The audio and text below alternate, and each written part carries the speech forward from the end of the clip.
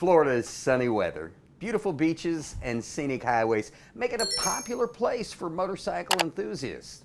Coming up on Polk Place, we're going to talk motorcycle safety. Make sure you stick around.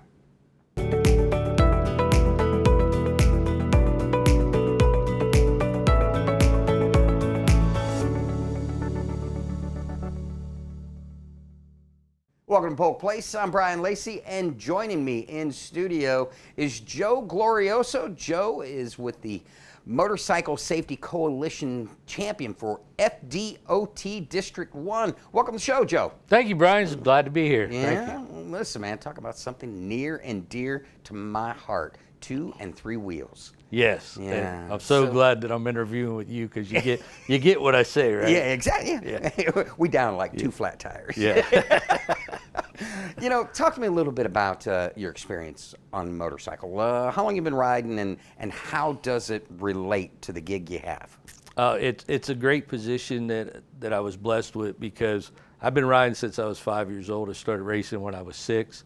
I'm second generation biker, I'm going to say, and I started with Hillsborough County many years ago when I was 19. So in building roads and doing all the stuff that FDOT does, I did my 20-year stint with them. Then I came to FDOT.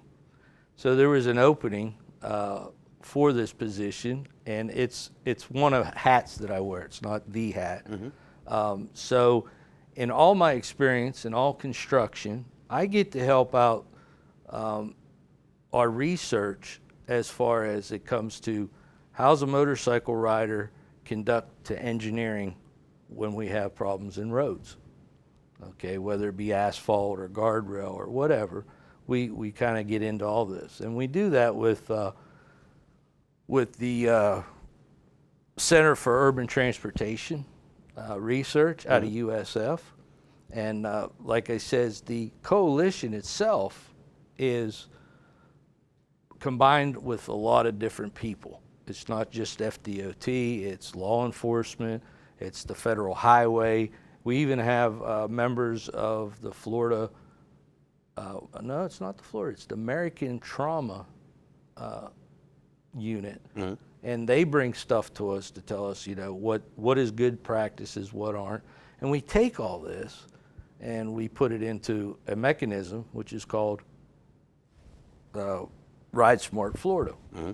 And that website's available, and there's a lot of good information. It tells you how many people. We're over 500,000 riders right now. We're up to around 600,000 at our last count. So there's a lot of riders in Florida. Talk about the importance of not only, I think the big thing is riders, we want to be seen, but there's also a lot of responsibility on our part to, you know, SIPD, scan, identify, predict, decide, execute. I mean, every few seconds, you know. Talk about our responsibility as riders and what we should be doing, what we should expect. I'm glad you asked me that, Brian. We at District 1, which is right here in Bartow, on the corner of 60 and Broadway, we implement 2 videos a year. One is May's coming up, and that's safety awareness for motorcycles.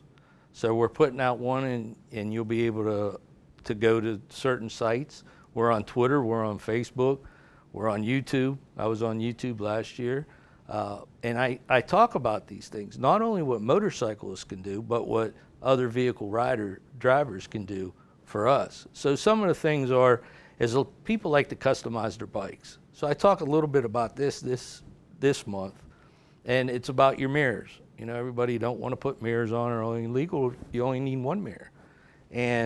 Or smaller mirrors, or smaller lights. Well, they can't see us to begin with, so why are we making things smaller? We want to make things larger.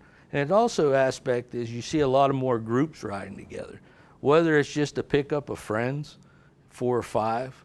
So, for instance, mirrors. If your mirrors are big enough, you can see what's behind you. Yep. And that's also safety for your friends.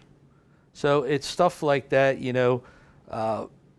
My favorite saying, and you'll see it in most of my videos, is suit up, slow down, and arrive alive. But things could happen even with new motorcycles now. You know, ABS brakes and everything really help us out. But at the end of the day, we're just two wheels. We're a body on top of a frame with a motor underneath us. We don't have the steel around us. So that's my important thing is to let other motorcyclists know that you need to slow down a little bit. You need to watch out what you're doing. Ride in groups when you can. The more of you is the more seen. Now, you guys have a lot of partnerships through FDOT. You've got this, you've got the cutter. Talk about the importance of you know, you've been in government long enough that to know that the more allies you have in a situation. Talk about the importance of those partnerships between between cutter, between FDOT, and getting that message and helping getting that message to us, the riders. Yes. Well, that's what we kind of do is we'll go to these meetings. They last 2 days. They're little conferences. And we section out of different mechanisms like road safety engineering.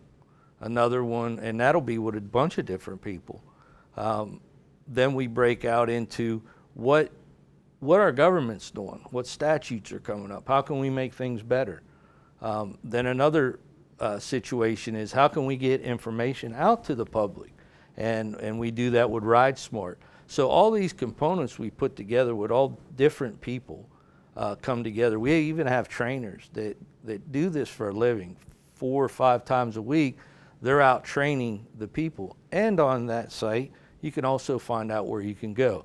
I always heard it said, John Wooden said, perfect practice makes perfect.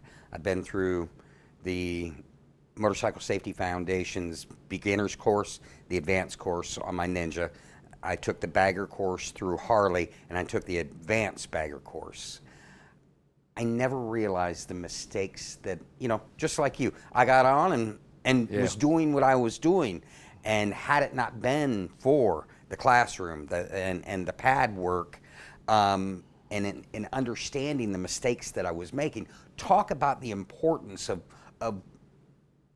not taking the mentality of, I know what I'm doing, but what can I learn? Yes, and I'm so glad you said that, because us older riders, not older riders, I'm up seasoned, there seasoned riders, we take that for advantage because, oh, we've been riding too long, we don't need this. And when you take this course, you're going to find out you'll want to take another one, because it's like, wow, I didn't know that. I didn't know that I was supposed to do this, or what should I do? A person a long time ago taught me something that I will stick in my brain ever since my first accident, was when you're coming up to a stop sign and you don't have it, they do, and you watch that rim.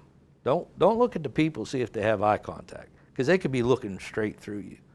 Look at the rim, look at the wheel, see if it's still turning, see if there's still motion. If they are, don't be scared. Get you an air horn, put it on your bike. Let them know you're there.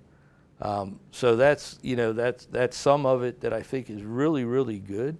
I also like in the trainings how they have a little classroom and kind of educate you before you get out, you know, on your skill set. Well, Joe, I want to thank you for coming in today, and anytime you want to come back and talk motorcycles, I am your guy, brother. Well, I appreciate you, Brian. Thank you very much. The state hosts popular motorcycle rallies such as Biketoberfest and Daytona Bike Week.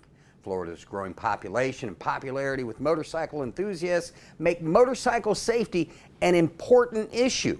Florida continually ranks in the top 3 states in the nation for motorcycle-related fatalities. In an effort to combat motorcycle crashes, the FDOT is partnering with the Florida Motorcycle Safety Coalition and others to introduce Ride Smart Florida. The Florida Motorcycle Safety Coalition, a group of safety partners from around the state who share the common goal of reducing fatalities of motorcycle riders and their passengers.